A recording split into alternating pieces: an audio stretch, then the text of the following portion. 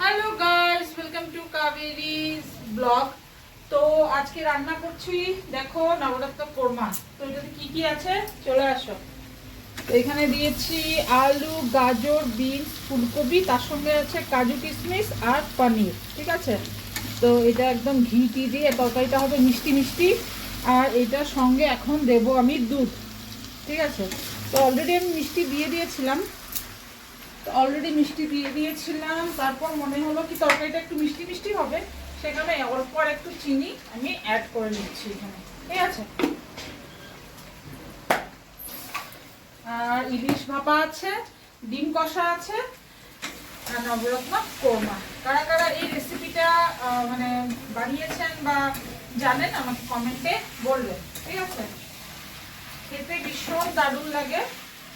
এইবার আমি অ্যাড করে নিচ্ছি দুধ। পুরো দুধটা দিয়ে আমি গ্রেভিটা করব।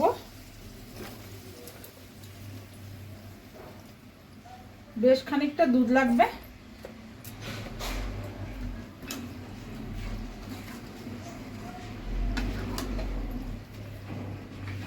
এই দেখেন, সম্পূর্ণ দুধ দিয়ে কিন্তু হবে।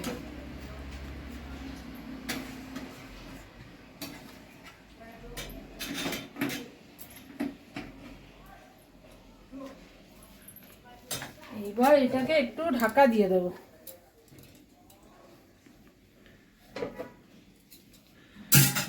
চলেন তারপর খাওয়ার সঙ্গে আমি শেয়ার করছি আপনাদেরকে। তো গাইস, গ্রেভিটা দেখো কিরকম হয়েছে। এই যে,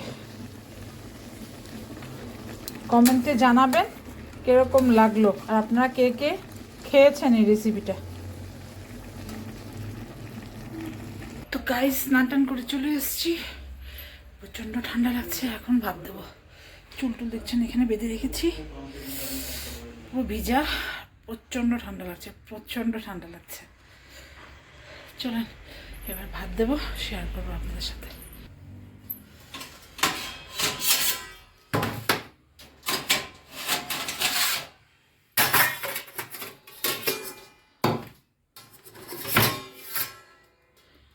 সকালবেলা আলু পরোটা খেয়েছিলাম, পেটটা একদম ভর্তি, খুব একটা খাওয়ার ইচ্ছে নেই।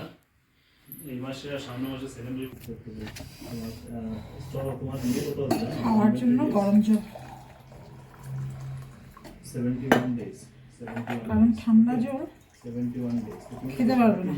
তোমার টার্গেট আছে এক্সেল রোল করো, এক্সেল রোল করো তুমি।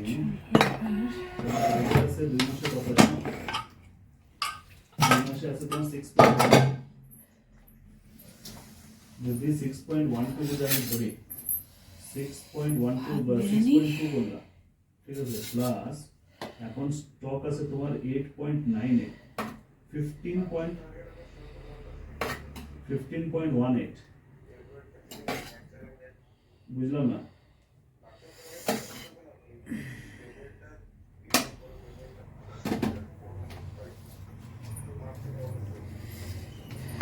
বুঝতে পারতেছি না, তার মানে তুমি টার্গেট করতে পারবে না, তুমি বুঝতেছো 2.72 টার্গেট করতে পারবে না।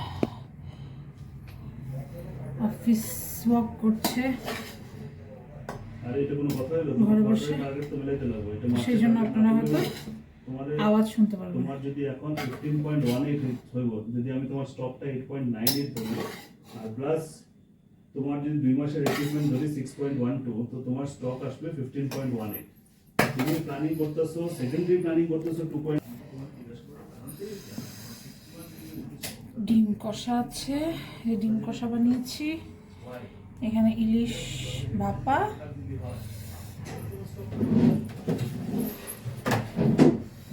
আর এই যে নবরত্ন কোরমা।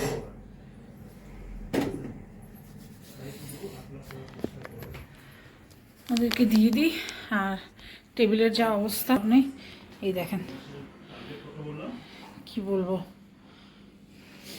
দিয়ে দিয়েছি। আর এখানে দত্তবাবুর ভাতটা বেড়ে রেখেছি, ওরা দুজনকে দিয়ে দিই, কারণ টেবিলে একদম জায়গা নেই। দেখতে পাচ্ছ, এই যে ইলিশ ভাপা। আর আমার একদম খেতে ইচ্ছা করছে না, তবে একটুখানি খাবো।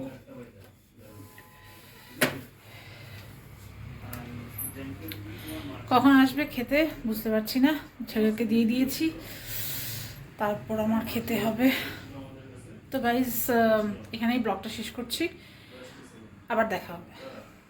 আর যারা যারা আমার পেজটাকে ফলো করেনি, পেজটাকে ফলো করে দেন, একটা লাইক কমেন্ট শেয়ার করে দেবেন যদি ভিডিওটা ভালো লেগে থাকে।